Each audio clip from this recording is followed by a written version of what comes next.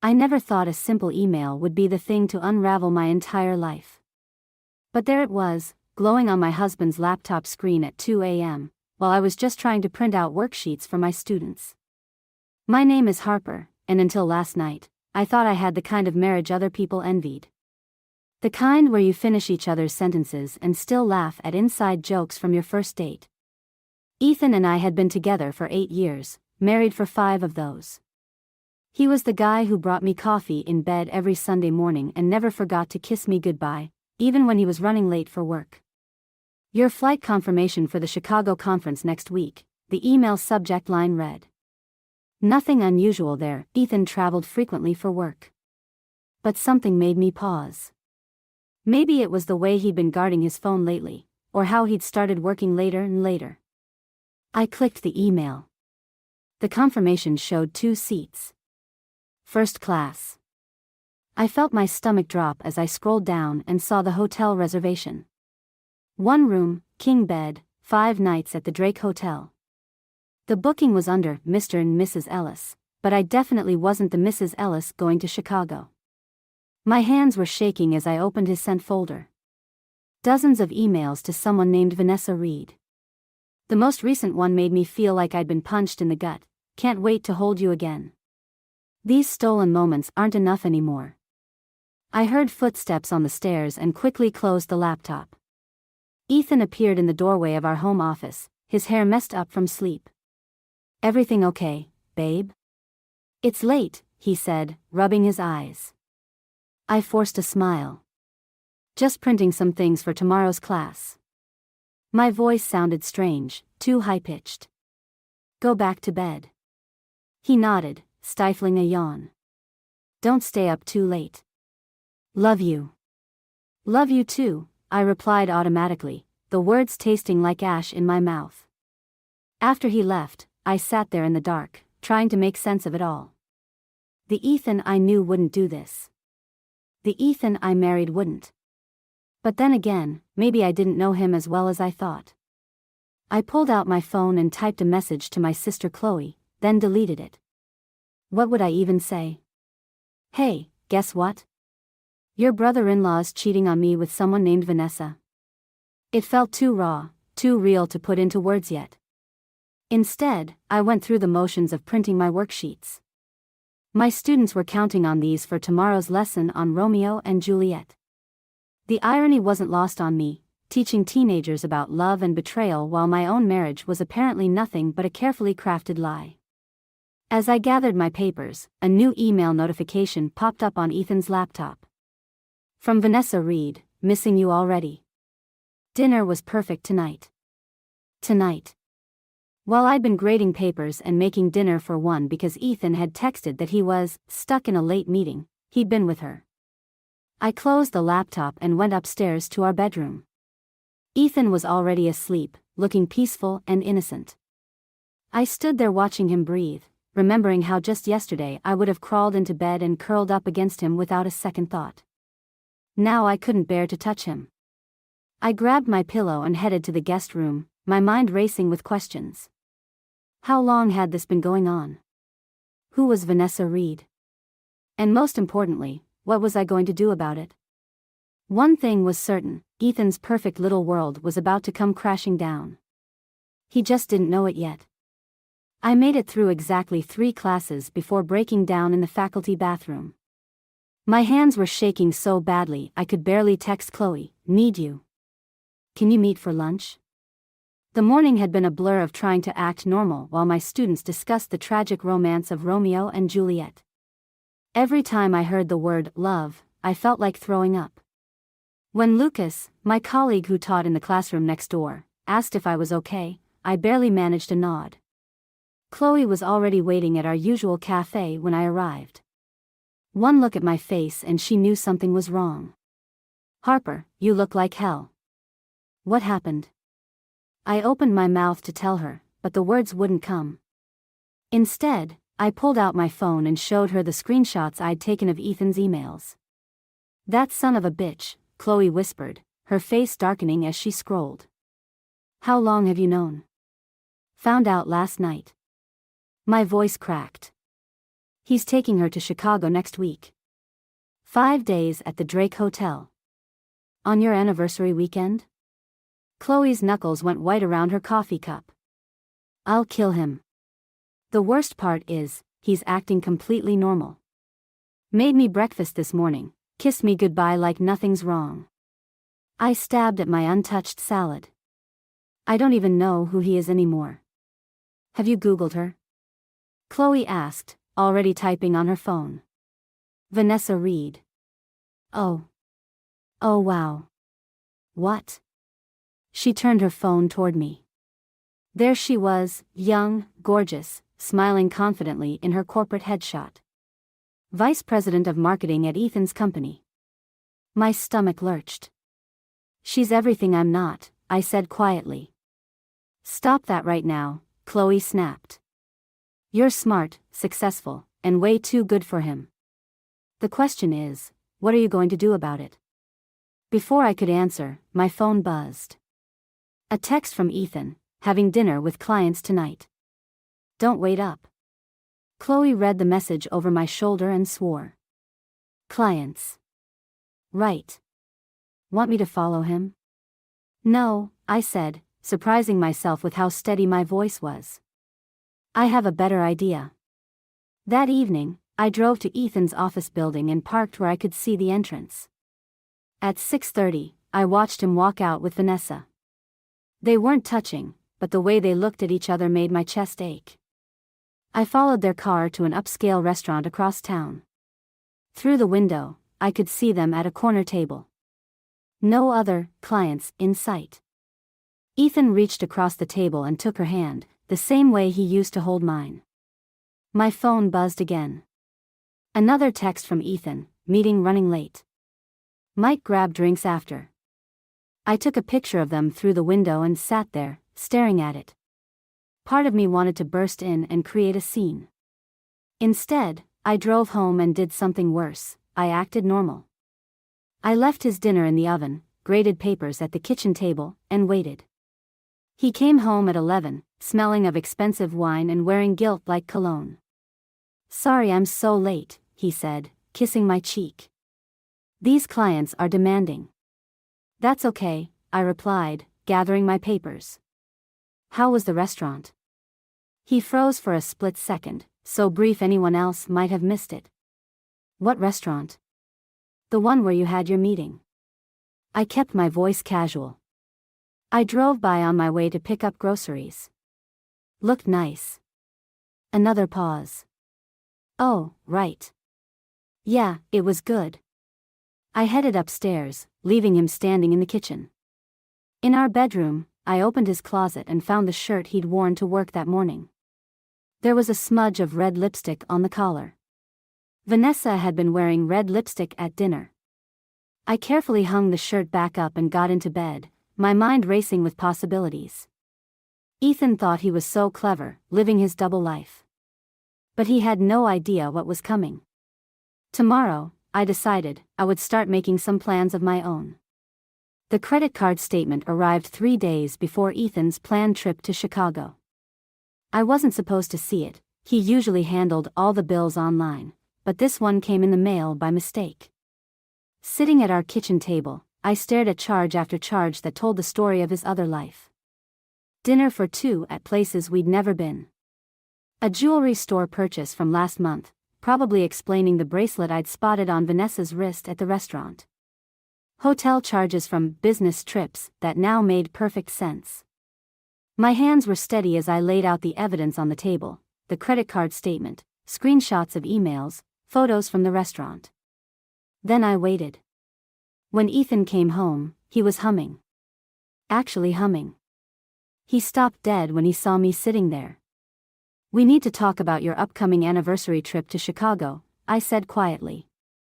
His face did something complicated, surprise, fear, then smooth confidence. What are you talking about? Don't. I pushed the evidence toward him. Just don't. He glanced at the papers, then at me, like a chess player calculating his next move. Harper, I can explain. Explain what? How you've been fucking your vice president of marketing. Or how you've been spending our money taking her to 5-star hotels. It's not what you think. Really? I laughed, and it sounded strange even to my ears. Because I think you're planning to spend our anniversary weekend with another woman.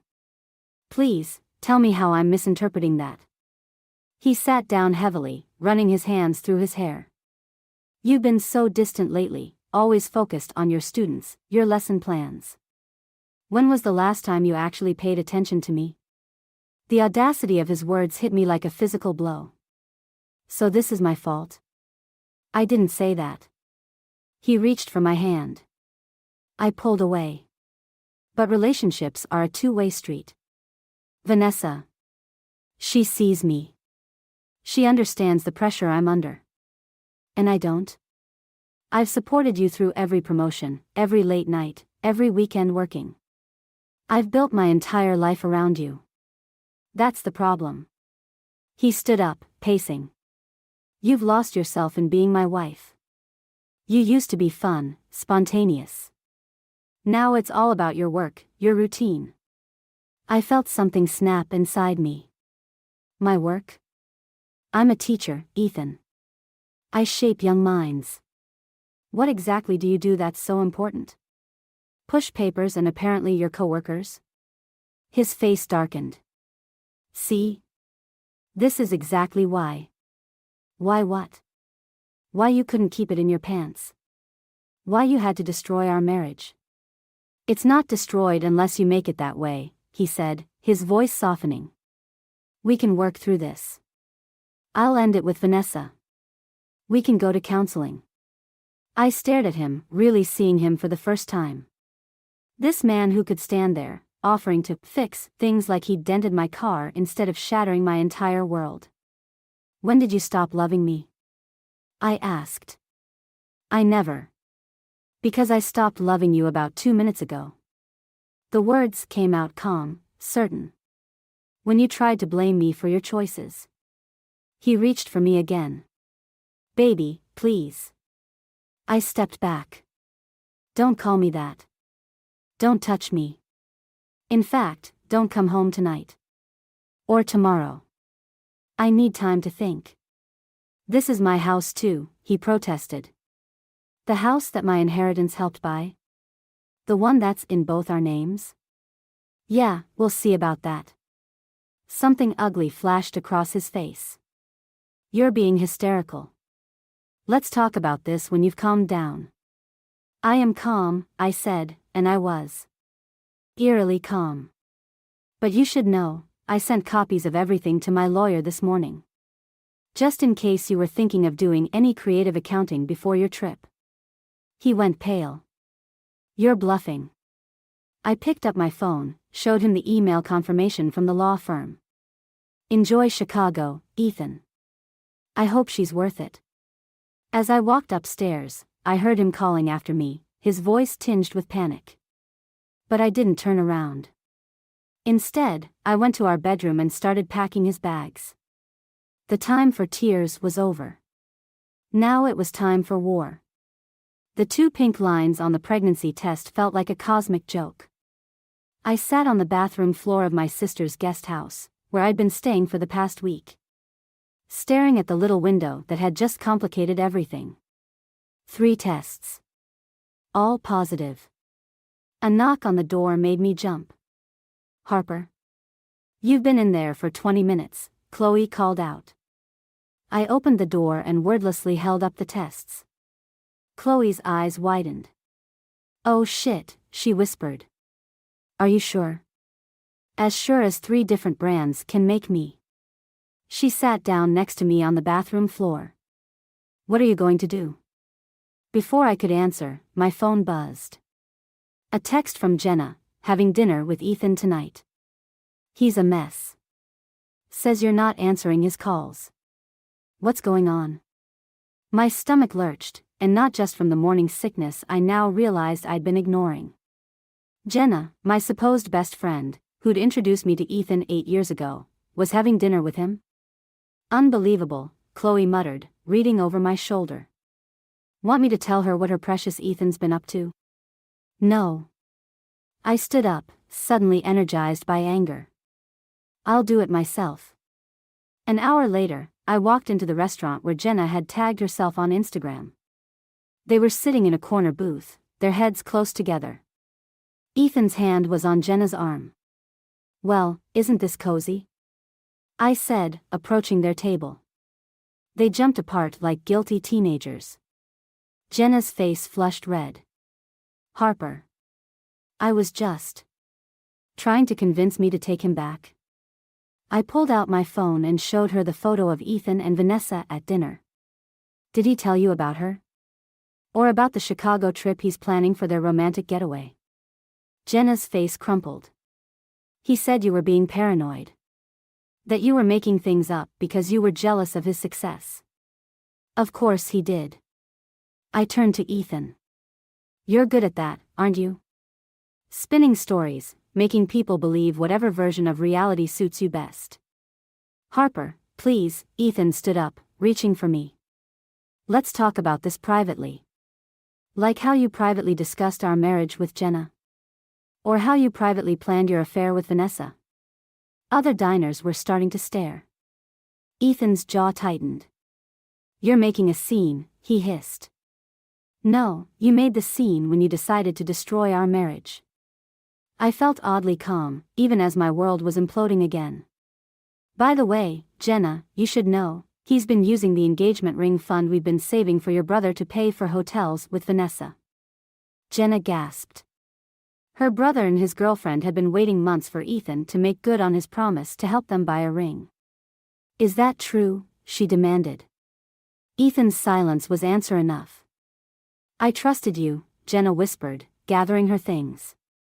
"I defended you to Harper. God, I'm such an idiot."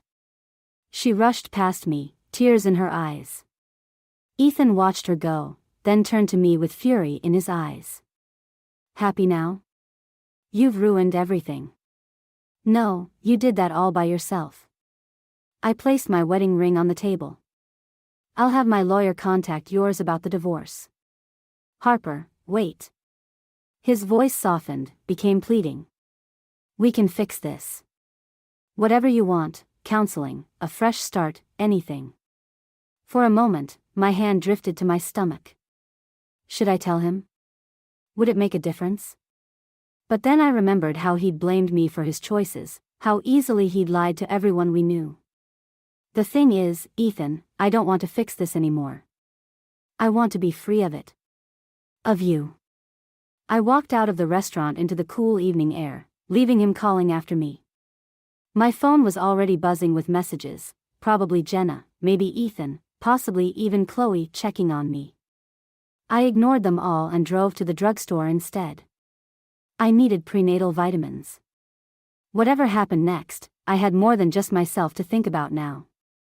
And I was done letting Ethan Ellis determine my future. The ultrasound screen showed a tiny flickering heartbeat. 8 weeks along, the technician said. I'd asked for the first appointment of the day, hoping to avoid running into anyone I knew at the hospital. "Would you like a picture to take home?" she asked. I nodded, thinking about the baby book my mother had kept for me, filled with ultrasound photos and milestone markers.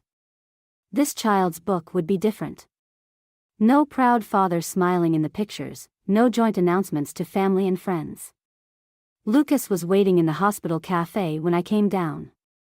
He'd insisted on driving me after finding me throwing up in the faculty bathroom yesterday. "Everything okay?" he asked, sliding me a ginger tea. "Yeah, it's..." I pulled out the ultrasound photo, then quickly tucked it away as I spotted a familiar figure approaching, Vanessa Reed. Wearing a designer suit and a concerned expression that looked rehearsed. "Harper," she said, stopping at our table. "I'm glad I ran into you. We should talk." Lucas started to stand, but I grabbed his arm. "Whatever you have to say, you can say it in front of my friend." She sat down uninvited, folding her manicured hands on the table. "Ethan's a mess. He's not eating, barely sleeping. This situation is affecting his work." "That must be inconvenient for you," I said, fighting another wave of nausea. "He loves you," she insisted. "What we had. It was a mistake. We've ended it. When? Before or after I caught you? She had the grace to look uncomfortable. I know you're hurt, but... No, I cut her off. You don't know anything about me. Just like you don't know anything about love. Love doesn't book hotel rooms behind someone's back. Love doesn't destroy families for fun. It wasn't like that, she protested. We never meant to. To get caught? I stood up, my chair scraping loudly. Tell Ethan if he wants to discuss anything, he can talk to my lawyer. And Vanessa? That promotion you're up for? Good luck explaining the company's morality clause to the board. Her face went pale. You wouldn't. Try me. She hurried away, her heels clicking on the hospital floor. Lucas whistled low. Remind me never to get on your bad side, he said. I made it 3 steps before the dizziness hit. Lucas caught me as my knees buckled. I need to sit down, I mumbled. You need to eat something, he corrected, flagging down a nurse. 20 minutes later, I was back in an exam room, hooked up to N4 for dehydration. The doctor was frowning at my chart. Your blood pressure's concerning, she said. Have you been under unusual stress lately? I laughed until tears came. You could say that. Well, whatever it is, it needs to stop. This pregnancy is high risk now. You need rest, regular meals, and absolutely no drama. No drama. Right. I was about to text Chloe when my phone lit up with a message from Ethan. We need to talk. Coming to Chloe's tonight. Important. Don't do it, Lucas said, reading over my shoulder. Whatever he wants to say, it can wait. No, I said, touching the ultrasound photo in my pocket. It's time he knew. All of it. That evening, I sat in Chloe's living room, the ultrasound photo on the coffee table between us. Ethan stared at it, his face unreadable. Is this some kind of joke? He finally asked. Funny, I was about to ask you the same thing about our marriage. A baby won't fix this, Harper. I'm not trying to fix anything. I'm telling you because you have a right to know. What you do with that information is up to you. He stood up, running his hands through his hair. I can't deal with this right now. I have the Chicago trip, the merger. And Vanessa? I asked quietly. His silence was deafening. Get out, I whispered. Harper. Get out. As the door slammed behind him, I felt something inside me break. But this time, it wasn't my heart. It was the last thread of hope that the man I married still existed somewhere inside the stranger he'd become. The morning Ethan was supposed to leave for Chicago, I woke up to find my bank accounts frozen. All of them. Even my personal savings account from before our marriage. He's trying to force you to talk to him, Chloe said when I called her, panic rising in my throat. Don't give in. But I had bills to pay, prenatal vitamins to buy, and a lawyer who needed her retainer. I had no choice. I agreed to meet Ethan at our house, our former house. Walking in felt like stepping into a museum of my previous life. Family photos still hung on the walls, my coffee mug still sat by the kitchen sink, everything perfectly preserved like the moment I'd left. Ethan was waiting in the living room, looking immaculate in his business suit. You're late. You're a bastard. I remained standing. Unfreeze the accounts. After we talk. He gestured to the couch. Please sit. I'll stand. Fine. He loosened his tie. I'd been thinking about the baby. Don't. We could try again, he continued as if I hadn't spoken. Marriage counseling, a fresh start. I'll cancel the Chicago trip. Too late. I already sent the board of directors proof of your affair with a subordinate. His face darkened. You what? They're reviewing it this morning. Probably why your phone's been buzzing for the last 5 minutes. He grabbed his phone, color draining from his face as he read the messages. Do you have any idea what you've done? Exactly what you taught me to do, protect myself. By destroying my career? He stood up, hands clenched. I built that company from nothing. And I built a life with you from nothing. Guess we're both losing things we care about. His laugh was ugly. You think you're so clever? You have no idea what I'm capable of. Actually, I do. I pulled out my phone, showed him the screen. I'm recording this conversation. Every threat, every attempt at manipulation. My lawyer's going to love it. Your lawyer can't help you if you can't pay her. He stepped closer. How long can you last without access to your money, Harper? A week? A month? How long can you last without your reputation? I countered. The board knows everything, the affair, the misused company funds, the fake expense reports. Even that business trip to Vegas that was actually a weekend with Vanessa. His hand shot out, gripping my arm. You vindictive bitch. Let go of me. My voice shook, but I held my ground. Or I'll add assault to the restraining order I'm filing tomorrow. The front door opened. Lucas stepped in, followed by Chloe. Everything okay in here? Lucas asked, his tone making it clear it wasn't really a question. Ethan released my arm, straightening his suit. We're fine. Just having a private conversation. Not anymore, Chloe said, moving to my side. Harper? I nodded, suddenly exhausted. We're done here. No, Ethan said, desperation creeping into his voice. We're not done until. His phone rang. He glanced at it, swore, and answered. I could hear raised voices on the other end. While he was distracted, Lucas guided me toward the door. But Ethan's next words stopped me cold. What do you mean, suspended pending investigation? This is ridiculous, she's lying about everything. The pregnancy, the affair, all of it. The room spun. I grabbed Lucas's arm for support. What did you just say? I turned back to Ethan. He covered the phone. You heard me. You think you're the only one who can play dirty? I told the board you're mentally unstable, making up stories because I asked for a divorce. Including this convenient pregnancy. The pain started low in my abdomen, sharp and insistent. Black spots danced at the edges of my vision. Harper? Chloe's voice seemed far away. You're bleeding. The last thing I saw before everything went dark was Ethan's face.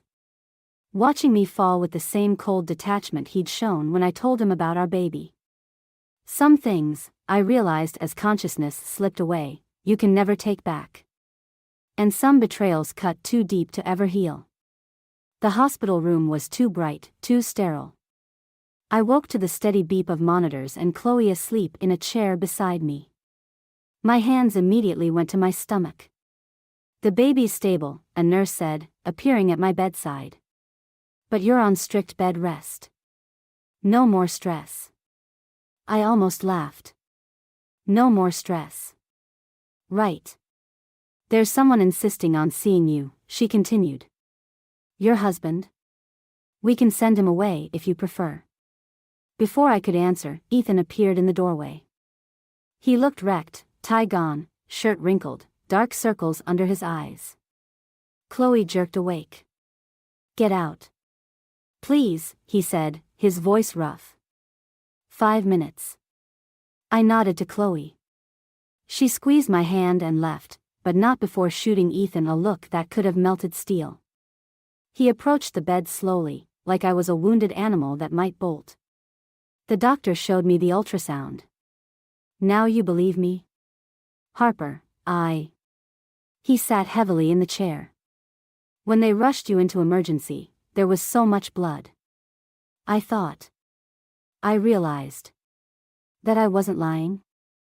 My voice was steady, despite the tears threatening to fall. That maybe I wasn't the crazy, vindictive wife you painted me as to save your precious career? I got the call while you were in surgery. The board voted unanimously. I'm out. He laughed hollowly. Funny how none of that seems important anymore. Don't. I turned away. Don't pretend you've suddenly grown a conscience. It's not pretense. Seeing you collapse, knowing I caused this. He reached for my hand.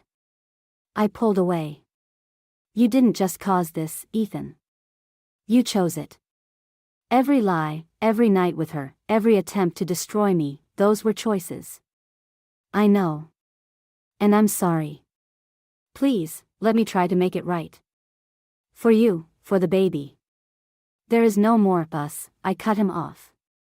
The man I married died the moment he chose another woman over his family. Harper. But you want to make it right? Fine. Here's how: sign the divorce papers. Release the accounts.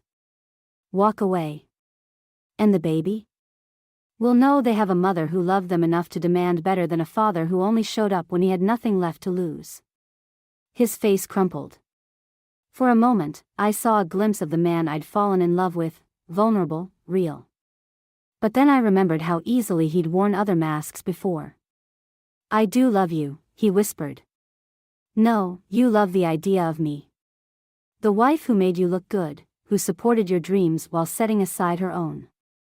But that woman's gone. The monitor's beeping increased. A nurse appeared, frowning at my vitals. I think it's time for you to leave, she told Ethan. He stood, straightening his shoulders. The accounts will be unfrozen by morning.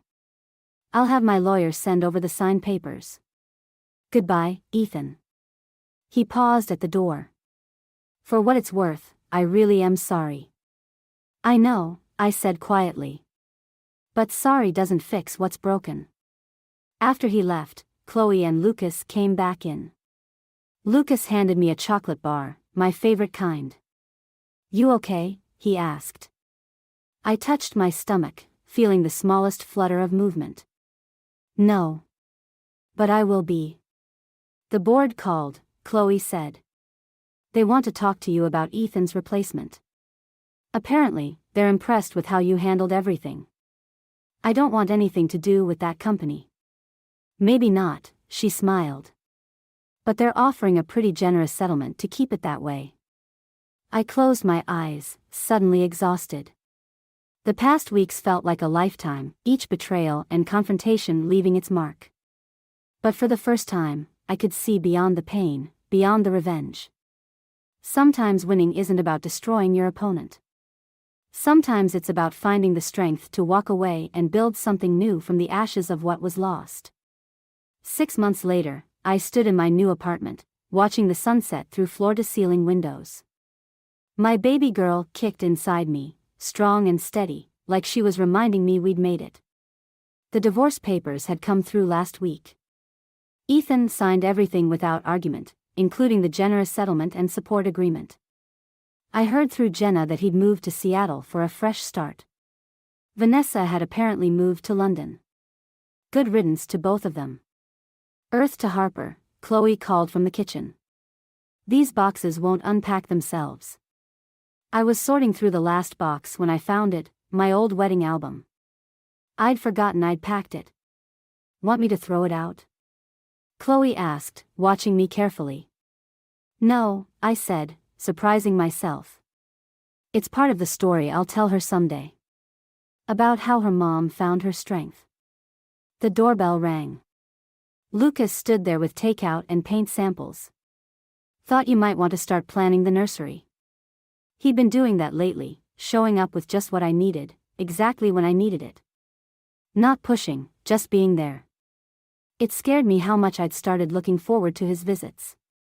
Perfect timing, I said, letting him in. Though I should warn you, Chloe has strong opinions about color schemes. I heard that. Chloe called out. And I'm right about the yellow. As they playfully argued about paint colors, I opened my phone to a new email from Ethan. My heart didn't race anymore when I saw his name.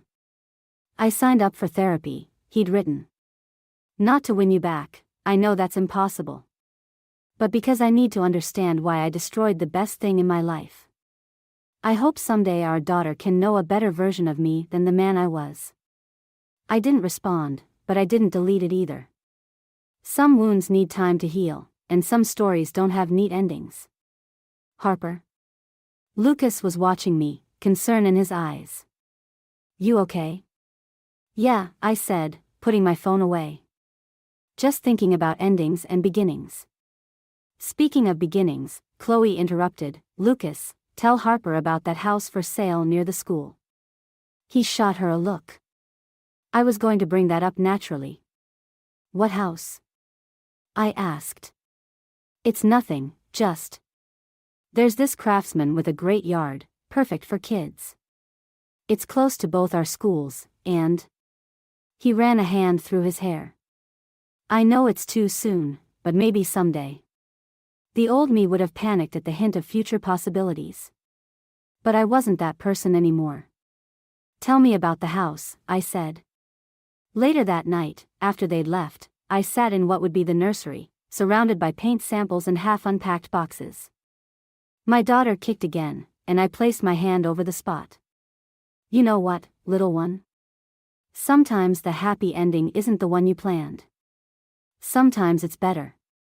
I picked up my phone and typed a final email to Ethan. I hope you find what you're looking for.